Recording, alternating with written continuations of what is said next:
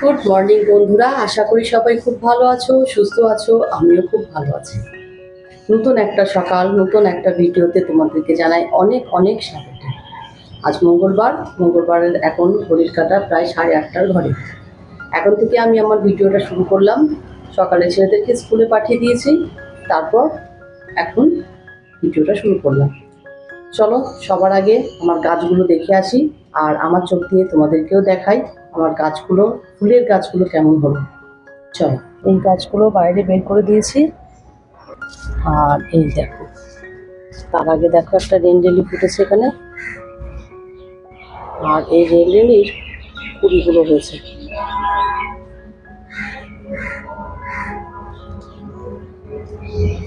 এই ফুলের কালারটা আবার একটু অন্যরকম হয়েছে। আর এগুলো কিন্তু ফুল গাছ না, এগুলো বেগুনের চারা বসানো হয়েছে, বেগুনের গাছ হচ্ছে।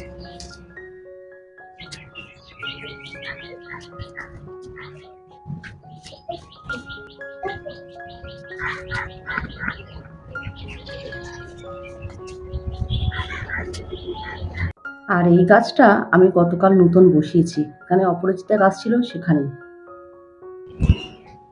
দেখতেই পেলে আমার গাছগুলো কেমন হয়েছে। আর রেনলিলিটা মনে হচ্ছে কালকেই ফুটে যাবে, দেখতে খুবই সুন্দর লাগছে। একসঙ্গে যখন রেনলিলিগুলো ফুটে দেখতে কি ভালো লাগে না? এটাই তো বর্ষার একমাত্র ফুল, দেখতে ভীষণ ভালো লাগে। যাই হোক, আজকের ওয়েদারটা বলি। ওয়েদারটা একদম মেঘলা হয়ে আছে, মাঝে মাঝে মেঘের আড়াল থেকে একটু একটু করে সূর্যি মামা উঁকি মারছে, কিন্তু সেই তেজটা নিয়ে বাইরে বেরোতে পারছে না, যেহেতু বর্ষাকাল। মেঘের আড়ালেই ঢাকা পড়ে থাকছে। আর এরকম ওয়েদারে না প্রচণ্ড গরম হচ্ছে, এত গরম হচ্ছে, প্রচণ্ড ঘাম হচ্ছে। চলো, এবার ঘরের বাদবাকি কাজে হাত দিই। সবার আগে তো 1 কাপ চা খাবো, তারপরে কাজে হাত দেবো। চলো, তোমরা দেখতে থাকো, আশা করি আজকের ভিডিওটা ভালো লাগবে। আর তার আগে একটা কথা বলে রাখি, আজকের ভিডিওতে ঘরোয়া কয়েকটা টিপস তোমাদের সঙ্গে শেয়ার করব। চলো, তোমরা দেখতে থাকো, আশা করি নিশ্চয়ই ভালো লাগবে। চা করে নিলাম, চাটা খেয়ে নিয়ে বাদ বাকি কাজে হাত দেব। 1 কাপ চা, 2টো বিস্কুট নিলাম, নিয়ে এবার চলে যাব সামনের দিকে, বারান্দায় বসে বসে খাবো। আর কিছুক্ষণ মোবাইল দেখব, তারপরে ঘরের কাজে হাত দেব। চা তো খাওয়া হয়ে গেছে, চলে এলাম একদম পুরোপুরি কোমর বেঁধে ঘরের কাজে। আজকে ঘরের ঝুলগুলো ঝাড়বো। এত গরম লাগছিল, প্রথমটা না পাখা বন্ধ করতে পারছিলাম না, ভাবলাম ওইদিকে ঝাড়বো তো একটু পাখাটা চলুক। তারপরে অবশ্য পরে বন্ধও করে দিয়েছিলাম। আর দেখো, আজকে একটা মাস্ক পরে নিয়েছি। প্রত্যেক বাড়ি দেখি ঝুল ঝাড়ার পরে না গলার কাছে কেমন একটা খুসখুস করতে থাকে, তাই ভাবলাম আজকে মাস্ক পরেই ঘরটা ঝাড়বো। দেখো, ঘরটা তো ঝুলগুলো ঝেড়ে নিলাম, তার সঙ্গে দেয়ালগুলোও ঝেড়ে নিচ্ছি। আর এই যে ঝুল ঝাড়ার, এটা খুবই ভালো, একদম সঙ্গে সঙ্গে দেয়ালগুলো সুন্দর করে ঝাড় দেওয়া যায়। একদম পুরোপুরি ঝাড় দিয়ে পরিষ্কার করে নিলাম।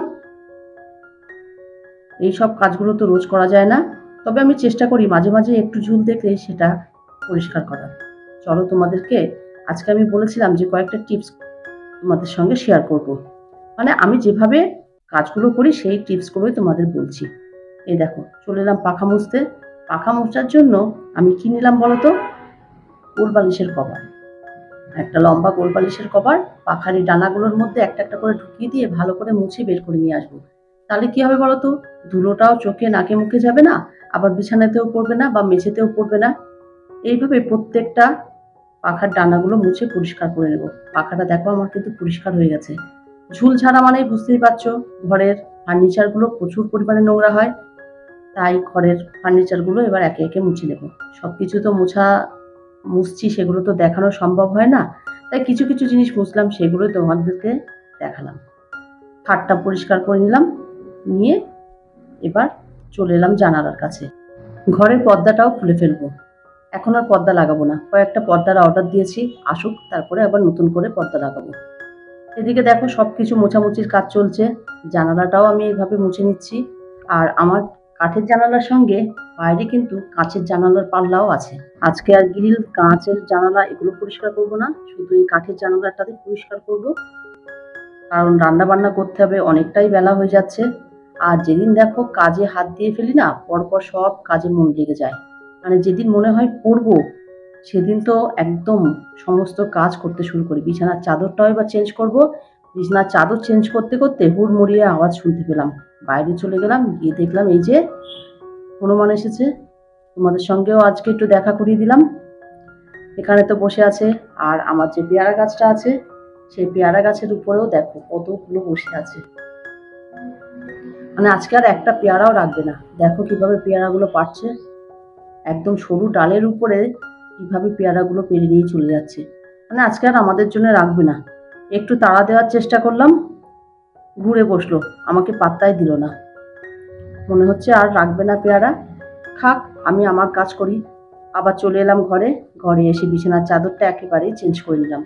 এই চাদরটা অনেকদিন পর পাতলাম। চাদরটা তো চেঞ্জ করে নিয়ে ঘর ঝাড় দিয়ে ঘর মুছতে হবে। ঘর ঝাড় দেওয়া, মোছা সমস্ত কিছু করে নিলাম। এবার চলে এলাম রান্নাঘরে। বলতে পারো এটা আমার আর একটা টিপস। মানে চাল ধুয়ে যে জলটা থাকবে সেই জলটা ফেলবো না। চাল ধোয়া ডাল ধোয়া জলগুলো আমি গাছে দিই। তাতে কি হয় বলো তো, গাছগুলো খুব সুন্দর হয়। এই দেখো, আজকে যেহেতু ডাল রান্না করবো না, তাই ডাল ধোয়ার জলটা এর সঙ্গে আর অ্যাড করতে পারলাম না। শুধু চাল ধোয়ার জলটাই গাছগুলোতে দেব। প্রত্যেকটা গাছে অল্প অল্প করে দিয়ে দিলাম। গাছগুলো সুন্দর হয়ে ওঠে। মানে এটা বলতে পারো গাছের আরেকটা খাদ্য। চলো ভাতটা তো বসিয়ে নিই। ভাতের মধ্যে একটা উচ্ছে একটা আলু সেদ্ধ দিয়ে দেব। ভাতটা হতে থাক, বাদ বাকি কাজ আমি করে নিই। এবার চলো আর একটা টিপসের কথা বলি। এই দেখো, এই মিক্সিটা কতটা নোংরা হয়েছে দেখতে পাচ্ছ? দেখো, এই মিক্সিটা পরিষ্কার করতে গেলে কি করব সেটাই তোমাদের দেখাবো। প্রচুর নোংরা হয়েছে। সবার প্রথমে নিয়ে নেব টুথপেস্ট। বাড়িতে তোমরা যে টুথপেস্ট ব্যবহার করো সেই টুথপেস্টই নিয়ে নেবে। নিয়ে মিক্সির চারিপাশে ভালো করে লাগিয়ে দিয়ে একটু ঘষে দেবে। এইভাবে ঘষার পরে বাসন মাজার যে স্কচ ব্রাইট আছে সেটা দিয়েই হালকা হাতে একটু ঘষে নেবে। বেশি জোরে জোরে ঘষলে তো জিনিসটা দাগ হয়ে যাবে। তাই হালকা হাতে একটু ঘষে ভালো করে ভেজা ন্যাকড়া দিয়ে পরিষ্কার করে নিলেই একদম চকচকে হয়ে যাবে। পরিষ্কার করার পর তোমরা তো দেখতেই পাবে যে কতটা পরিবর্তন হলো, কতটা পরিষ্কার হলো। আর কি বলতো, আমার এই মিক্সির বয়সটা কিন্তু 13 বছর হয়ে গেছে। কেউ দেখলে বুঝতে পারবে না যে এই মিক্সির বয়সটা 13 বছর। একা হাতে এইভাবে যত্ন করে এটাকে সুন্দর করে রাখি, তাই হয়তো এতদিন ভালো আছে, এত সুন্দর আছে। দেখে তো বোঝার উপায় নেই যে এর বয়সটা এত হয়ে গেছে। যাই হোক, আজকে আমার টিপসগুলো কেমন লাগলো তোমরা অবশ্যই আমাকে কমেন্ট করে জানিও। গতকালকের ভিডিওতে যারা যারা আমাকে কমেন্ট করেছেন তাদের নামগুলো এবার উল্লেখ করব। কুসুমের রান্নাঘর, Soumi's kitchen, Soumili Ghosh, recipe by Nusrat Nisu, Rosie's daily diary, BD blogger Akhimoni, Dutta 1399, খাওয়া দাওয়া 1984, নতু চক্রবর্তী। অসংখ্য অসংখ্য ধন্যবাদ তোমাদেরকে। তোমরা এইভাবে আমার পাশে থাকো, আমাকে সাপোর্ট করে যাও, আমাকে নতুন নতুন ভিডিও দেওয়ার জন্য উৎসাহিত করো। আপনারা সবাই খুব ভালো থাকবেন। আজ আর ভিডিওটা বড় করলাম না। আজ তাহলে এই পর্যন্ত।